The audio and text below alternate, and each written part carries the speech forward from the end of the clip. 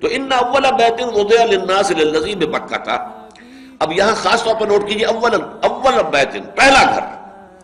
اس سے ثابت ہوتا ہے، میں آج نوٹ کر کے لایا ہوں، جو مراحل ہیں اس گھر کے، تاریخ کے جو مرحلے ہیں اور اس کے جو ادوار ہیں. تعمیر اول اس گھر کی حضرت آدم علیہ السلام نے کی. ظاہر بات ہے کیسے ممکن ہے، وہ اللہ کے نبی تھے، اور اللہ کا نبی ہو اور اپنے اللہ کی بندگی اور عبادت کے لیے وہ کوئی گھر نہ بنائے، کوئی جگہ نہ بنائے، کوئی معین نہ کرے. تو پہلی تعمیر ہوئی ہے حضرت آدم کے ہاتھوں، اور یہ کہ وہ طوفان نوح تک وہ تعمیر برقرار رہی. طوفان نوح کے وقت جو ہے وہ مسمار ہو گیا، بہہ گیا، سارا جو بھی اس کا اوپر کا میٹیریل ہے وہ بہہ گیا. صرف یہ کہ وہ جو بنیادیں زمین کے اندر تھی، زیر زمین، وہ باقی رہ گئی.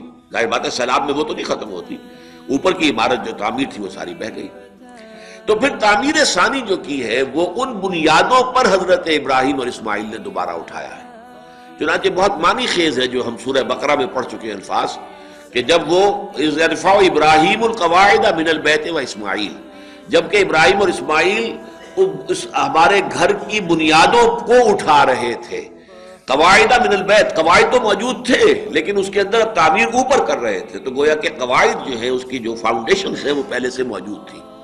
یہی سورہ حج میں آیا، اذ بوأنا لابراہیم مکان البیت، جبکہ ہم نے معین کر دیا، ابراہیم کو بتا دیا کہ یہ ہے وہ جگہ، دیکھو یہاں پر وہ بنیادیں موجود ہیں، اس کے اوپر ہمارے گھر کی تعمیر کرو. تو یہ یعنی یوں سمجھیے کہ معمار ثانی جو ہے کعبے کے وہ حضرت ابراہیم علیہ الصلوۃ والسلام. اس کے بعد پھر یہ درمیان میں کسی اور حادثے سے یہ گھر مسمار ہو گیا. تو پھر قبیلہ جرہم جو آ کر آباد ہوا ہے وہاں حضرت اسماعیل ہی کے زمانے سے، پھر انہوں نے اس کی تعمیر کی اثر نو. پھر اس کے بعد یہ کہ حضور صلی اللہ علیہ وسلم کا جب بالکل ابتدائی دور ہے زندگی کا، اوائل عمر میں، یہ پھر گر گیا تھا. تو اس زمانے میں قریش نے پھر اس کی تعمیر کی ہے، لیکن یہ کہ ان کے پاس سامان تعمیر قدرے کم تھا تو انہوں نے ایک حصہ باہر چھوڑ دیا. چھت پوری کی پوری کو چھت ڈالنے کے لیے سامان نہیں تھا، تو حتیم کا حصہ باہر رہ گیا. یہ حتیم جو اب بھی ہے، جو آباد جاتے ہیں، جو بھی گئے ہیں عمرے یا حج کے لیے، تو ایک دیوار سی بنی ہوئی ہے. وہ یہ ہے کہ وہ علامت ہے اس کی کہ یہ حصہ بھی یہ در حقیقت بیت اللہ کا حصہ تھا، لیکن اس میں ان کے پاس چونکہ سامان کم تھا. اسی طرح دروازے دو ہوتے تھے، ایک داخل ہونے کا اور ایک نکلنے کا. انہوں کے پاس سامان کم ہوگا دروازے کو بنانے کے لیے، تو انہوں نے دروازہ بھی ایک ہی رکھ دیا اور دروازہ اونچا کر دیا تاکہ ہر شخص ہر وقت اس میں داخل نہ ہو. اس کے اندر داخلہ جو ہے وہ اہتمام کے ساتھ، خواہ مخصوص اوقات ہی میں ہو. تو یہ کیفیت اس گھر کی تھی حضور کے زمانے میں صلی اللہ علیہ وسلم.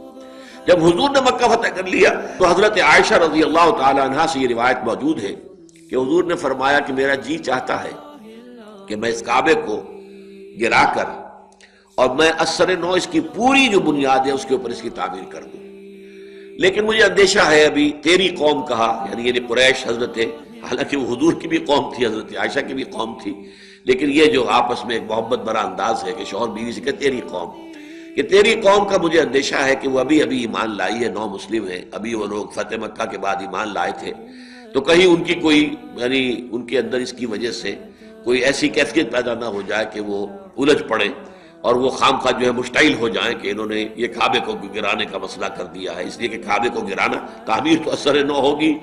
تو گفت رومی ہر بنائے کونا کعباداں کنند، تو ندانی اولاں تعمیر را ویراں کنند. نئی تعمیر کے لیے ایک دفعہ تو گرانا پڑے گا، تو یہ گرانا جو ہے کہیں ایسا نہ ہو کہ ان کے احساسات کے لیے ناقابل برداشت ہو جائے.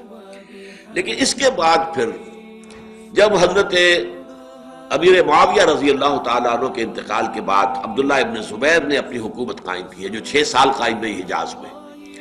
تو عبداللہ ابن زبیر نے رضی اللہ تعالیٰ عنہ، حضرت عائشہ چونکہ ان کی خالہ ہیں، تو خالہ سے جو روایت آئی ہوئی تھی اس کے پیش نظر انہوں نے گرایا بیت اللہ کو اور پوری عمارت کے اوپر، پوری بنیاد کے اوپر عمارت کھڑی کر دی. لیکن بنو امیہ تھے ان کے دشمن.